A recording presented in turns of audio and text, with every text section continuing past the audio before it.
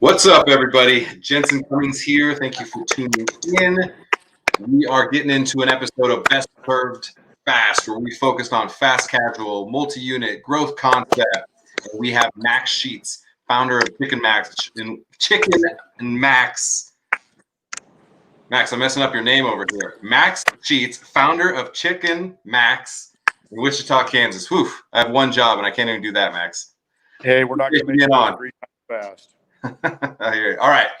We're gonna talk fast casual. We're gonna talk multi-unit. We're gonna talk Wichita, Kansas. I'm excited about all of that. Before we get into the story, tell people specifically, Chicken Max, what can they expect if they walk into one of your establishments? We're upbeat. In my lifetime, it seems like everyone has problems, and if you've got 50 people that come into your restaurant, since we're seating 50%. And if they've each got 3 problems, all of a sudden you've got 150 problems. And so if you walk into our restaurant and you hear our music, because we've got our own playlists, and you can smell the almond wood, which is doing our smoked chicken, and then we've got really great fried products. But you walk in, you feel better, and so the whole idea is to have a vibe in there where people can come in and for that short time leave some of those problems at home, and they walk out feeling better than when they walked in. And so that's the vibe we're trying to create, with Chicken Max. We've got great music, we've got incredible food, everything's fresh, but we want people to walk out feeling better than when they walked in. Because there's 2 things in life that bring us together to feel good: food and music, and we need those things today more than ever to feel good about life. So when you walk in, that's what you're going to hear: some great music, and you're going to smell that almond wood. And we try to take great care of you like you're part of our family every time. I like that vibes. I think that's an important thing. The chicken better be good, yet the food products can always be replicated. It can be commoditized. We see that left and right, yet the vibe, the energy, the interpersonal, that is kind of what you own. That's why we started the show. Unsung Hospitality Heroes, your human capital. That's the only differentiation that you actually have from the guy down the street who may have more money or whatever that is. So I really, really appreciate hearing that from you. Max, take us back now for you. When did you first catch the hospitality bug? When did it start for you? I was just a kid. I was 11 or 12 years old, and there was this concept that started out of Wichita, Kansas, called Pizza Hut. And there was one just down the street from where I lived. And my folks knew the owner, the guys that took this great big risk. And so they lined me up, and I could walk down at the end of the evening, and I started scraping cheese off of pizza plates in a 3-compartment sink with hot water and cleaning things up. So I started in the back of the house in the dish tank, and then in those days we made pizza using a sheeter, and so we would proof all the dough, and then I learned how to run the dough through the sheeter, and then you learn how to count pepperoni and measure everything, because as you know, in the pizza business, it's all by weights and measures. And so I learned how to count pepperonis at an early age, and I got bit by it, and we turned the jukebox up at the end of the night, and people felt good, and food does that. Music and food, it's been part of my life forever. And so I did not know that Pizza Hut started in Wichita, Kansas. Absolutely. That's incredible. Funny, for like 2 months when I needed some extra money as like a side hustle when I was like 18, I worked at a Pizza Hut in Ames, Iowa. Wow, that just like instantly brought back so many memories. That's pretty crazy. Wow, like you caught the bug from an iconic place. You think of Yum Brands now, right out of Louisville, Kentucky, where that's based now. I don't know why I just kept associating kind of the East Coast with where Pizza Hut was from, but I love that it's a Midwest brand. Pizza, New York, iconic. Midwest brand is the staple of American pizza. That's fascinating. It's amazing. It's all about people, and Frank and Dan Carney surrounded themselves with a bunch of young men and women, all in college, and they all got started very young, and they made it very affordable for people to get in the business. And one of my dearest friends was one of the very first. In fact, he was the first franchisee east of the Mississippi River. And so I grew up with it. I grew up with all these people who were, their folks were franchisees. They were growing these companies. the fast food industry was just taking hold. I mean, in those days, real estate, which is the side I came in on, in the development side, eventually is where, where my career really took off. You'd go down the street then and there was McDonald's. And so, yeah, we'll go right there next to them or across the street. Yep. It wasn't nearly as competitive as it is today. Totally different landscape. All right, move us forward a little bit. You mentioned the real estate side. That was a lot of the places you were in, multiple concepts, and kind of focused on basically development and growth and acquiring the real estate side of it. So talk about that. What does it mean when you say you're on the real estate side of a food company? Give us a little bit of that insight. I was on the development end of it. And so I was always part of these fast growth companies. And so what that meant is understanding what it took from my side to add store days. And, if I could create more store days, we could create more revenues and show more profits as a company. And that creates even faster growth. And so my responsibility was always to make sure that we hit those targets and we hit those forecasts. And so it took me from one side of the country to the other looking at real estate. And at the same time, I worked for companies that were, when I was a real young guy, I was encouraged to go out and see concepts. And so when I was traveling, if there was something unique out there, I'd stop in and check it out and write a report and send it up. And so, I remember the early days of a lot of things that we take for granted now. Yeah, tell us. I'm super fascinated now. What is a concept that you remember, location one, month one of location one, that now we think of as just, thousands of locations, or maybe it's regional? Give us somebody who you said, these guys are going to make it, and you saw it really early. Well, I remember Chipotle before it was Chipotle. I remember when it was called Zteca out there, in Denver. Yeah. And so I remember seeing the first Chipotles. I remember seeing the first Qdobas. I remember, seeing a lot of the first in casual dining, Joe's Crab Shack, Landry's, all those iconic names. I remember, seeing their first 10 or 15 stores as they started to expand. So it's really been a great ride.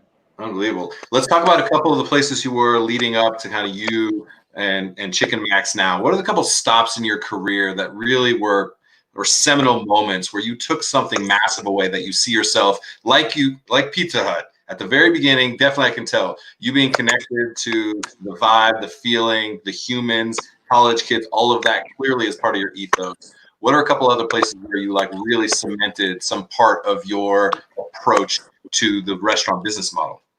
Sure. First and foremost, Lone Star Steakhouse and Saloon, and the fast growth that we went through there in the 90s, the mid 90s, the opening 60 stores a year, all corporate, the culture that was developed there, being a part of operations review meetings, really being dovetailed into the whole picture of what it took to be this incredibly successful public company. The IPO of the year, Forbes #1 small cap company, 3 years in a row. It had never been done twice. So that was a seminal moment. I learned more about growth. I learned more about culture and development of people. And then, another one was absolutely the foremost in my career, working for George McCarrow at Ted's Montana Grill. Because, George doesn't get the credit that he deserves, being on the ground floor of truly the steak business. Longhorn was there first, and then in the burger business with Ted's Montana Grill. George was doing Ted's and doing burgers before the better burger segment was ever thought of. George was just way out ahead of everybody, and he still is. He's a visionary guy in the food industry, and still a mentor to me today. Someone who I, just appreciate every time he calls, and we speak often. But someone who I can pick the phone up and say, hey, what do you think? Yeah. And where do you think this is all going? Because, so basically, important. Yeah, and especially in these times. I mean, we went from Thanksgiving to Christmas to New Year's in 2019, and to suddenly hit in the face with what in the world is going on here. I mean, my goodness, if I had I given you a newspaper on January 10th and said, okay, here's what the headlines are going to look like on the 5th of July, you'd have looked at me like, Max, what kind of drugs are you on? Yeah. And yet here we are, trying to figure our way through this by being nimble, by pivoting, and by helping others. That's what we've done as a company is, is we've just, we're in the hospitality business, but Yes. we're in the service business, and we serve others. And so, in Wichita, there have been huge layoffs. And so what we've tried to do is come in with community support for the hospitality workers, for the laid off people in the aircraft industry and in the industries that support them. And what we've done is a $2 box where you get 2 smoked drumsticks, a side of either southern greens or white beans, and a piece of Texas toast for $2. I mean, less than a soft drink. And the cool thing is we see people paying it forward. We see people coming in and getting 10 of them and taking them to their friends who know that there are families out there in need today of a good, nutritious, healthy meal. And so we're trying to do that as much as we can. We support the Mennonite Brethren taking 52 meals on Wednesday to people that they help. And, we're just trying to be actively engaged in our communities. And when you think about your community there in Wichita, what is it that really inspires you to kind of come back to Wichita and kind of build your brand there? Well, it was home. It was home, and it was one of those things where I was going through. Quite frankly, I was going through a divorce, and I needed to go find a friendly place, and Wichita's it. And so there's, it's one of those things as a young person, you say, I'm never going back. Don't ever say you're never going back, because the next thing you know, you wake up and you're back, and you're really glad you're there, and you're surrounded by people that care about you. And then, we took Freddy's and built a lot of stores, and that was fun. And while I'm out and about, I see the emerging chicken market, and just thought, if I'm ever going to do one myself, this is it. If I'm ever going to be able to apply these years of knowledge and wisdom that so many people have shared with me and help others, and do something that's bigger than myself, so that we can employ people and see people live a better life, because of something we're giving back, then now's the time. And so with that, Chicken Max was born. Back to Seminole. Yeah, why chicken? Let's get granular. Why chicken specifically? Well, chicken was hot. I mean, you just watched the numbers, and people were eating more and more chicken all the time. The consumption's going through the roof, and people are familiar with it. My first choice may have been seafood. Seafood's really tough, and I've done some seafood Really stuff. It's very difficult for lots of reasons, and chicken just made a lot of sense. And then, you talk about seminal moments while working with Tom Ryan. You learn what a food chemist and a food scientist really is, and so I knew just enough to go sit down with some really incredible people and work on flours and the different kinds of flours that are out there, and then blending them. And the next thing you know, you're blending 10 tons of flour at a time, and you've got a very special blend. And then, my dear friend from Morro Bay, California, Mark Tognazzini, with Tognazzini's Dockside Restaurants. I'd worked with Mark, and he had exposed me to almond wood, and what almond wood can do in a smoker is just incredible with chicken or seafood. 85% of all the almonds in the world are grown in the Central Valley. So yeah, it gives us a real unique flavor profile that's milder and a little sweeter, and it gives us that healthy option that just a fried product, you're never going to get it. So it really gives us a great point of separation from everyone else out there, along with the music, along with the culture. We just want you to come in and feel really good. Let's give people a little insight into the scope and scale of the business itself. When did Chicken Max open its first location? Opened our first store in January of 2018, second store in May of 2018, third store in December of 2018, and then got down to business of learning how to run these things and what was going to work and what it took to be successful. And the first thing we learned real quick is we need drive-throughs. So we closed our original store and relocated it to a store with a drive-through, to another unit with a drive-through. And, we were real focused on the financial models and making sure that we were getting into these things right. So we were doing end caps with drive-throughs, and then we opened our fourth store last November. So it's been open, 6, 7, 8 months right now. So, and it's a little bit smaller, has a drive-through, a little bit different vibe in there, a little bit, homier, warmer feeling, not quite so bright. Are you there? I'm here. Right. You're back.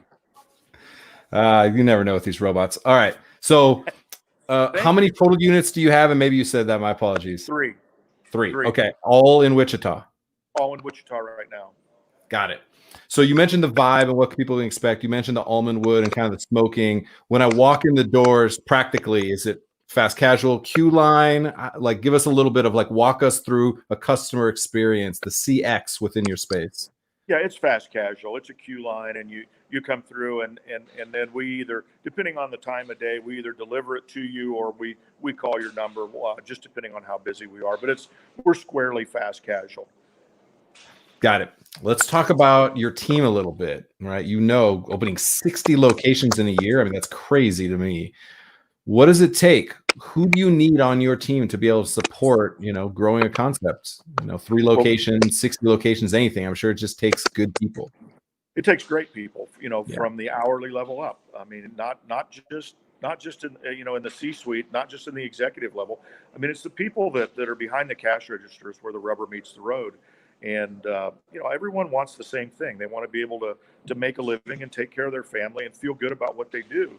And so, what we try to do from the top down is make sure that people feel good about themselves, and that we give them a good environment to work in where they're continually challenged and supported, with knowing that there's growth there. So Bob Peterson is our COO, and Bob is a great leader. He's run lots of restaurants. He ran all the Paneras in the Southeast United States. He ran 100 subsonics. He's got huge experience, and I'm humbled that he thought enough of our concept to want to come be a part of it. And so, he's really leading us to new levels of success and establishing our culture of people first and being nimble and being accountable and we like to say that we're hungry and we're humble and we're smart.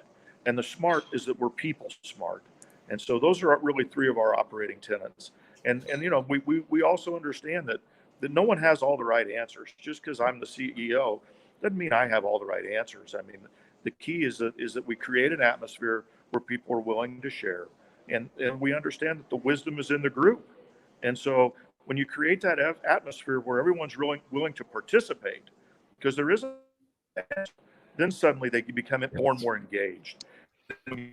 Culture, and they become more and more engaged. Suddenly you got a bunch of young people that are making this food and being part of the community and serving the community, and they realize it's bigger than all of us if we do it right. And so you see people really get fired up, and they start to feel really good about what they're doing. They're not just going to a job every day. I love it. Give me some more. Who's somebody else on your team that you are just lucky to have on your team? Everyone, but yes. Lori Scheidel, who does our finance, does our making sure that payroll's done every day. Lori, Stephanie Littlejohn helps her. We've got Peter Nolan who helps with our marketing. We've got Kathy Carrier, a lifelong friend who spent 34 years in radio, and as you know, radio's tough. And so she needed a career change, and she's our head of business development. She does all of our outtakes on Radio Max, voice that people know. And so Kathy Carrier, we can't thank her enough. Bob, Lori, Stephanie, and then of course, the leadership at the unit level. Our general managers, Ashley Pierce, Chris Latham, Sean McLaughlin. I mean, they are, they and the people that work with them. Gina Gallardo, Patrick Zamzow. I mean, all these people are incredibly important to us every day because they're the ones that are making it happen.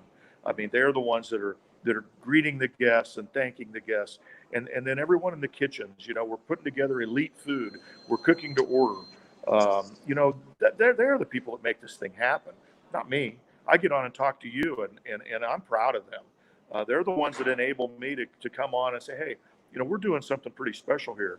But they're the ones that are looking at that food as it's going out. They're the ones that are expediting and making sure every order is perfect and that it tastes right and that the grease is right and that they're that they're circulating the everything right and the almond wood's right. The oil is fresh. I mean, gosh, they're the ones that make it happen every day. And too often they're forgotten in the hustle and bustle of it. Could not agree more. This whole show is built around acknowledging unsung hospitality heroes. You are the North Star. Your job to keep everyone aspiring, and they are the anchor. Keep everyone grounded, focused, and making it happen. Tell on yourself a little bit. If your team was here saying, we love Max, and he always does this crazy one thing, or he always says this one thing, we roll our eyes at him. What's something that you do that just is part of you that is important, but also easy to make fun of? I know as a leader, you always got to have those little isms. Guess, I get out of bed every day, and it seems like there's something I do that somebody can make fun of. So, I think everybody sees me walk in the door and says, hey, he loves the music. He's tapping his foot to the music. He's singing along, and he's catching people doing things right, and interacting with the guest, and interacting with the people that are here, and thanking them, and again, it's catching people doing things right. And telling them how much you appreciate it. And I think they look at me and they go, wow, we can't believe you're here in shorts and flip-flops and doing this stuff. I think it's great. Let's talk to a couple people who have one concept. They have a burger concept, a taco, their families, Thai cuisine, whatever that is, and they're thinking about going into location 2, which is the scary one. Give us a couple things, the 1, 2, 3 things that you tell young entrepreneurs, food entrepreneurs to look for or look out for. The biggest thing to look out for is fixed costs. Be careful on those leases. It's easy to not understand how common area maintenance charges, how percentage rent charges that aren't capped, to have the ability to recover percentage rent, to have the ability to recover some of your expenses of common area maintenance, taxes, and insurance before you start letting that percentage rent kick in. But and the other thing is that I would tell you is try to do as shorter term leases as you can do. It's better from GAAP accounting, as well as if it doesn't work, you need to understand what that exit strategy may be if things go bad. I mean, start with the end in mind. Always try to be visionary and look forward. But don't tie yourself up if you don't have to. Be careful. Be weary. Do your due diligence for sure. Food. Let's talk about a couple things that we got to order. I'm on my way to Wichita. I'm inspired. Almond wood smoked chicken was fascinating to me when we were kind of doing the lead up to this. What are a couple dishes we got to try? Let's talk food. Come on, you got to try our BLT, our almond wood smoked chicken BLT. Okay. Absolutely killer. And then the one that you have got to try as the chef is you've got to come in and order our waffle sandwich. So it's 2 waffles that we have made for us that are infused with pearl sugar, with jack cheese, with ghost pepper, and a fried chicken breast on this waffle, and 2 pieces of bacon. Come on. It is like this flavor explosion, right? And for years, and we're getting ready to launch a whole bunch more sandwiches. We're going to really get aggressive in the sandwich venue. We have retained Robert Kabikoff, who did a lot of the groundwork for Houston's early on. But Robert has been kind enough to come in and work with us on a culinary side. And we're getting ready to launch a bunch of new sandwiches because really we want to be the better chicken player. You've heard the better burgers all the time. We're going to be the better chicken. The better chicken because we use better flour for our fried stuff, the better chicken because we used almond wood to smoke our chicken, and the better chicken because we're going to have the most, we have incredible sauces, spices, seasonings.